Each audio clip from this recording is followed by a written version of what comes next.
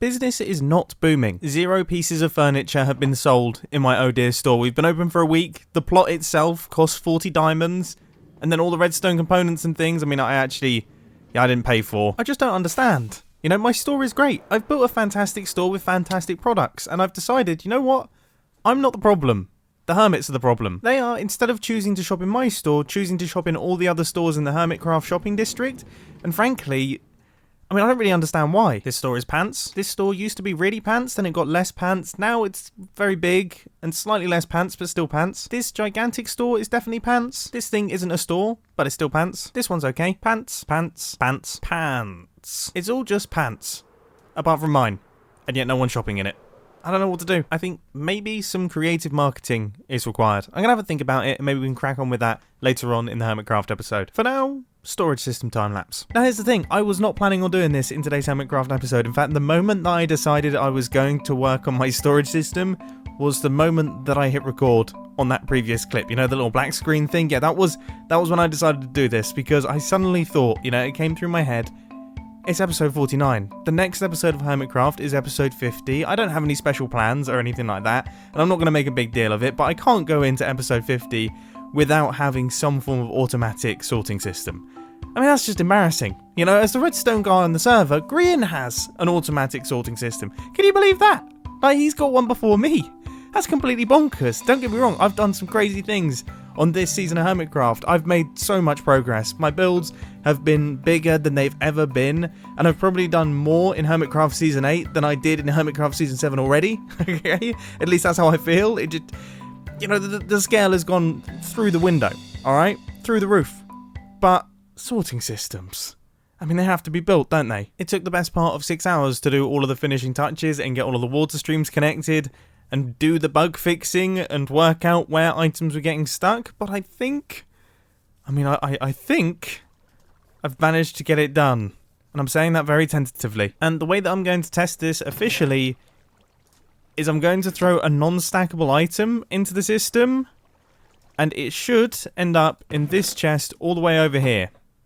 If it doesn't, then it's going to be caught up somewhere in the system, but it should end up here eventually. It's going to take a while. It's got a long way to travel. It never arrived. This piece of stone is the culprit. That needs to be a piece of packed ice. Here we go again, and it should be arriving anytime soon, if all has gone to plan. I saw it whiz past on my camera account, and there it is! Yes! Okay, so that has just circled the full system. It hasn't got caught on anything. It's gone over all the item filters, which means that all of the item filters are filled, so it couldn't drop into them. There's no empty ones. I mean, this is huge! This feels like it needs something. A celebration of some sorts. Can I get a woo in the chat? Woohoo! Now it feels like a party. That's a true celebration. So with my sorting system fully completed and successfully wooed, now let's crack on with the project. And that project is going to be our bamboo farm. So the bamboo farm is going to be going in this area here, which is half the size it was originally going to be, because I don't think my demand for bamboo is going to be that high. However, I do know that bamboo is a very good fuel source for furnaces, and especially like large super smelter systems, because of course we can farm it, we don't have to worry about fueling all the furnaces. It works quite nicely.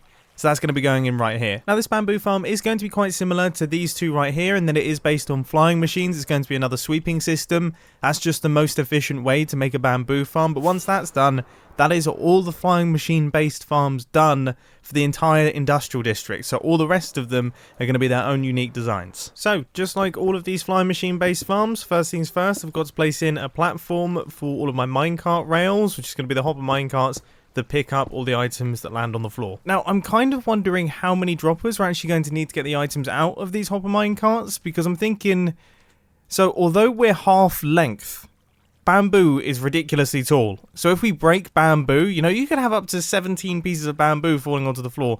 That's going to be a lot for our hopper minecarts to deal with. So I'm thinking a dropper every 2 blocks may seem excessive, but it might actually be required. I am becoming increasingly wary of how many dropper systems we have in this area though, because of course, you know, we've got all of these, we've got all the ones for the sugarcane farm on both layers, and the melon and pumpkin farm. You know, when all of those are working, that's probably going to be a little bit intense for the server, so we might have to look into slightly more lag-friendly solutions soon. if it gets a bit much. I guess I'm just going to base that decision on the chat's reaction when I activate my farms. If I see sheer panic arriving in the chat as soon as I start this thing, then I'm going to know what the situation is. Anyway, you guys know the drill at this point. Right now we're doing the minecart bits, getting in all the powered rails and things. I actually think I could build one of these flying machine farms with my eyes closed by this point. I built a lot of them. And they seem to be getting bigger and bigger the more I build them, he says. Currently building his smallest one. Maybe not the best timing for that statement. Even if it is relatively small, I always think these things look incredibly cool once they're all fully filled in. And I gotta say, now that we've got half the industrial district actually filled up as well, this place is looking wild. This is an awesome project. Still need to work out what I'm doing with the floor. You know, Iskall kickstarting our journey into sliming the entire thing still has me curious, because imagine that no fall damage anywhere, you can just bounce around. I mean, there's definitely benefits. There's definitely benefits to the slime, I haven't forgotten about it. We've actually managed to shoot through this process, and now all we need to do is add in the flying machines. I mean, I genuinely think, are we at the last stages and I haven't even realised we're at the last stages? I always forget that once you've done the brute force on these farms, they're actually kind of done. I mean, so that's the redstone, that's like the complicated part of the redstone. This flying machine is literally just 2 lines of slime blocks, and then some sticky pistons facing in opposite directions with some observers facing in opposite directions. I mean, I think we're done. Genuinely, that's caught me off guard. Now, don't get me wrong, we've still got a little bit of brute forcing to do. We've got all the glass or blocks to put up around this thing so the bamboo doesn't go everywhere, and we actually have to place in the bamboo. But, functionally, this thing is actually completed now, so I'm going to go to bed. And I'll come back tomorrow morning, we'll crack on with that. This is an incredibly satisfying start to my day. You know what, I might actually take down the bamboo farm and gather it manually because this is way more fun. 3, 2, 1, activate. Oh, I haven't put the hopper minecarts in. Oh dear. Oh, how many entities have we got? Oh, that's quite a lot of entities already. Yeah, that's already quite a lot of entities. I feel like I should just apologise in the chat. Other than creating thousands of entities, that test did actually teach me something, which is that I don't need a massive glass wall on either side of this thing to stop the bamboo from spilling out, because not much bamboo actually flies out of this thing. However, it does land on the sea lanterns, so I've extended out our flying machine so it will brush all of the bamboo across the sea lanterns, and then it will push it into this little hopper line right here, which will then drop out into our water stream, so it will all be picked up. That right there, my friends, is called genius Minecraft engineering. Sort of, kind of. Basically, it's me being incredibly lazy because I don't really want to place in all the glass on the sides, so... Has he got a day part? What? What? What is this? What? What is this? Well, actually, hang on. I mean, seeing as there is now 2 of me, can you build my glass tube? Oh no! Oh, what a throw! I was about to say, just it needs to drop. Yeah, it needs to drop the items down into the water. Okay, well this is great. So now I've got 2 of me. Now I don't actually have to worry about building up. I can get the other me to do all the boring tasks, and I get to do the fun bits. This is a great setup. You know what I appreciate? I appreciate the fact that Iskall has actually done it. I mean, I don't... yeah. This is not something that I expected to see today. It's honestly really weird. It's kind of surreal seeing another version of me on the server. Is this what I look like while I'm walking around? Well, I must admit, he has done a fine job on that glass tube. All that funny business aside, I've just run the first full test of the farm with all the item pickup systems in, and I've got the strangest problem in that this redstone line right here is actually still powering these rails, even though it's a transparent block. These are still getting powered, and then it's basically turning it into a track where all of the minecarts suddenly end up on this last line. It's very weird. And, I mean, I'm not entirely sure what to do about it. Maybe add like an S-bend into all of these. I guess that's probably the way to do it. Yeah, I would say this makes logical sense to me, but then again, the previous solution made logical sense to me, so who am I to talk? Well, regardless of what minecart situation we're working with, it seems to be working. Because, I mean, we are getting colossal quantities of bamboo flowing into the system. This is just after 1 or 2 tests. That's probably more bamboo than I currently need for like the rest of Hermitcraft Season 7 already. And it's still flowing in. You know, I've said this a couple hundred times in my life, and probably a couple hundred times this season alone, but highly efficient farms in Minecraft are some of my favourite things. With that being said, there are items spilling out off the end, aren't there? Okay, we've still got a little bit of work to do. You know, it's a little bit embarrassing saying highly efficient farms while seeing clear inefficiencies. That doesn't play too well. We'll come back to it, because to be frankly honest, I'm not entirely sure what I'm going to do about it just yet. So at the start of this Hermitcraft episode, you know, we had a bit of a dilemma. Okay, and I had a mild breakdown. I'm happy to admit that I had a mild breakdown, and I might have said some things that I didn't mean about other shops on the Hermitcraft server. Okay, they're not pants. Okay, they're great. They are great, but I feel like this deserves a few more sales than it's currently getting.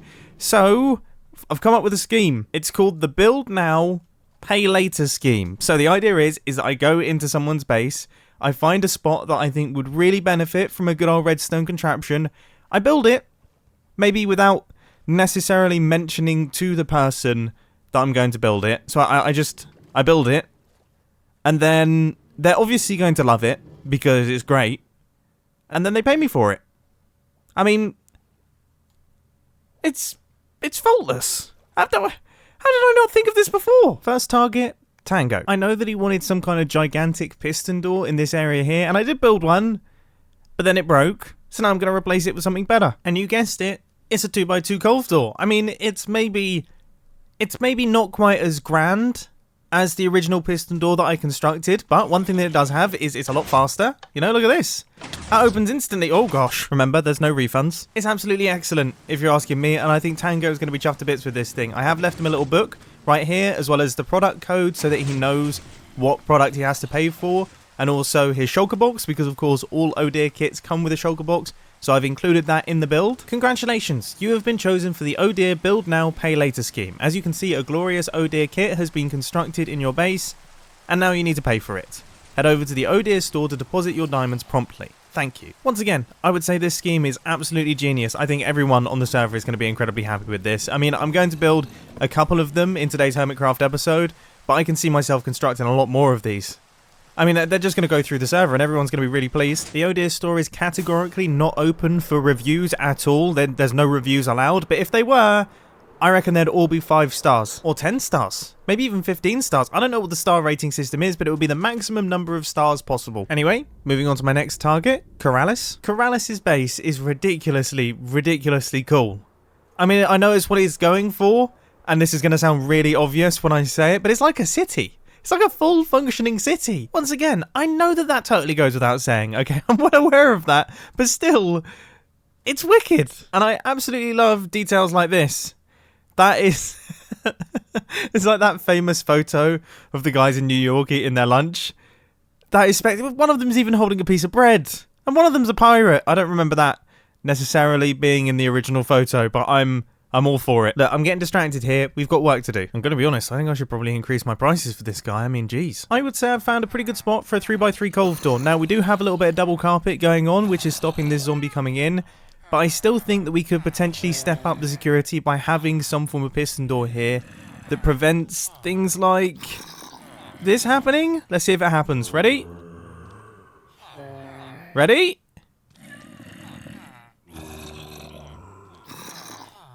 Nearly. There. That. It prevents that from happening. Zombies can still kind of get in as long as they get pushed by other zombies. Could be bad for the villagers. I mean, I know I'm kind of forcing these redstone builds onto people, but I at least want them to be semi-useful. And I've got to say, I actually think this is really cool. Like, this looks great. I put a little bit of time into making it match up with the rest of the build. I've also added some optional extras into his, so he has a little pulse extender button, that opens up the door for long enough so that you can actually get through. And of course, he's got a button on the other side as well, so you can actually exit through his piston door. And for an extra layer of security, I've also added in triple carpets in this area here. So if, for some reason, a zombie follows him through the door, he's not going to be able to understand how to get actually through the piston door. So we still have that security there. I mean, this is cool. Look, all the redstone is hidden behind the concrete. I mean, how much is this? I know Corrales didn't technically ask for it, alright? But still, I think this is going to cost him like 8 diamonds, maybe 7 diamonds. That seems like such a bargain for a door this cool. I mean, this looks great. He's actually online right now. I'm just going to put this in the chat and just watch him be confused.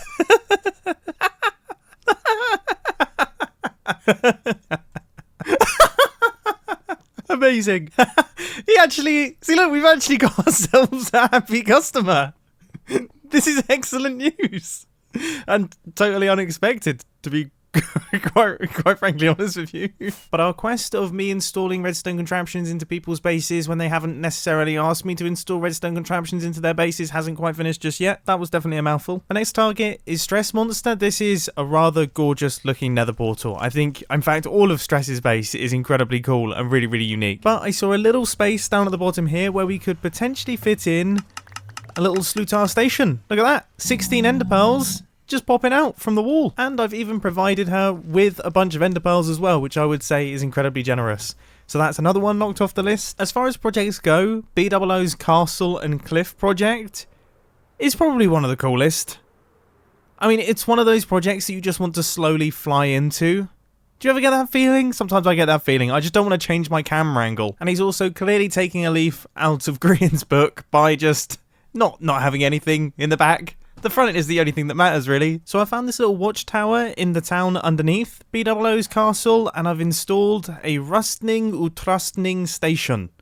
I mean, I feel like I have... That's probably the most butchered I've done of all of the words so far. But what that essentially is a little armor equipping station. So I've installed that in the wall. I've also added in a little spiral staircase so that he can continue down into his mine, because originally there was the entrance to his mine down here. So we've still got that, but we also have the addition of some extra armor, and I've kitted him out with some iron armor. I mean, I've kind of cheaped out a little bit here, but then again, this is only going to cost him 5 diamonds, so it'd be a bit silly if I filled it up with diamond armor. So with that, I would say that the first run of the ODEA marketing campaign is now all completed. I may do more runs in the future, depending on the success level. Now I'm running back over to the industrial district because I think I've come up with a way in which I can catch all the items. And it's pretty obvious. In fact, I'm sure all of you were thinking it as soon as I said I was having this issue. I'm going to build like a hook and then a wall. So it's going to hit the wall, drop down into a water stream, which is then going to take the items across into these water streams, which will then, of course, funnel the items up into the storage system. So I've already got the one built on the opposite side, and I'm just working on the final few blocks of this side here, and that should be everything. So if I activate this farm now, let's see. Let's see if this thing actually functions how I expected, and this has not been the best of starts. I'm absolutely terrible at navigating Minecraft. Like, I'm genuinely a really bad Minecraft player. Anyway, here it comes. Here comes our machine. And that genuinely has pretty much done the trick. Now, there's still a few that are going to drop into there, but that is a minuscule amount compared to the number that were just flying off the edge. This is really good news. And look at all that bamboo. I mean, we already had far too much bamboo in my storage system, but now we're adding even more bamboo into the storage system. I'm going to be overflowing with the stuff. This hook system, though, is working exactly as I hoped it would. Like, there's only a couple bits of sugarcane, or bamboo even, that have got stuck. And it's probably because they hit parts of the redstone system. The rest of it just flies right the way over the top, lands in this, and just gets taken off. This is great. So I'm going to AFK over here for about an hour, and we'll see how many resources we get in that amount of time. And I thought this would be satisfying in the form of a time lapse, because sometimes I feel like we just all need to sit back, relax, and watch a little slime block flying machine bounce back and forth. You know, there's nothing much to this time lapse. I did nothing while this time lapse was being recorded. This is a free time lapse for me. Okay, all I had to do was stand in my little thing. But for some reason, it is actually quite fun to watch, isn't it? Do you agree? I mean, let me know down in the comment section. Let me know if you think I'm being lazy by having this as a time lapse. I personally quite enjoyed it. And now I guess I'm about to find out if it's actually been beneficial for me. So whereabouts is my bamboo? I guess it flows in probably on this one, I would have thought. Okay. That's a heck of a lot of bamboo. Wow, okay, so we... yeah, we have more bamboo now than we probably need ever. But isn't that actually the point of building these massive industrial farms? Is that you get a pointless number of items. Like, the point of building them is that you get a pointless quantity of... I mean, I don't know if that's a good point, actually. Whatever. I don't care. They're ridiculously fun to build. I want to see what the map is looking like right now. It is looking still very brown, but it's starting to look a little bit more green. And, oh goodness me, the spacing between the farms is bugging me. Oh, we might have to do something about that because that's making my eyes hurt. And on that incredibly disappointing and unsatisfying note, after that very satisfying time lapse, it's time to end. I hope you enjoyed. Catch you in the next one. See ya. How did I not notice that? How did I not notice that? I mean, I need to build something in that gap, like a tiny farm. What can we build in that gap that's like a slither that we can then have a little flying machine go back and forth on? Because that would, A, that would be quite cool. That's a cool solution to the problem. But, B, I can't think of anything.